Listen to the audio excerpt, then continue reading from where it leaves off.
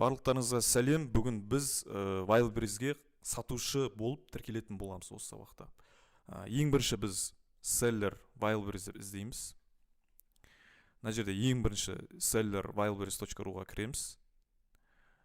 Сосын мына жерде номерді теретін боламыз. Өзіміздің номерімізбен бірінші кіретін боламыз. Мына жақта өзіміздің номерімізді тереміз мына жерге. 747, 105, 12, 15. Получить код деген басамыз. Код келеді.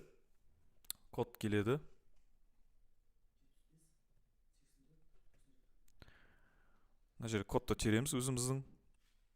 Регистрация, яғни бұл жерде қандай регистрация, яғни страна деген тұр. Мына жерде өзіміздің Қазақстан таңдаймыз. Форма организации ИП с НДС, ИП без НДС дейтін бар. Яғни бұл жерде без НДС таңдаймыз. Бин деген жерге жаңағындай бин деген жерге бұл жерге біздің өзіміздің ЖСН жазамыз. Яғни ЖСН жазамыз. КПП деген жерге әзір керек емес. ИП Биаз Санст өзіміздің ИП-міздің несін жазсақ болады, немесе наименование поставщика дейді, мысалы, или былай жазсақ болады. Биаз Санст жазайықшы, жай ғана.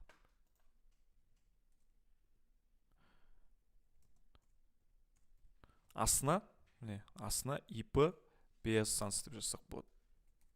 Өйткені полное наименование юрлица деп тұр бұл жерде.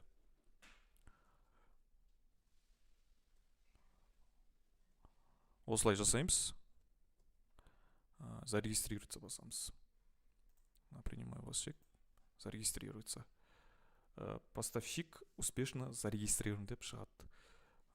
Осылайда барлық ішкі, яғни интерфейсін бір қарап, барлығын бір зерттесеңіздер болады. Бірақ бүкіл осы жерде интерфейсінің ішіне келесі сабақта біз шолу жасаймыз. Осы регистрация осылай басталады.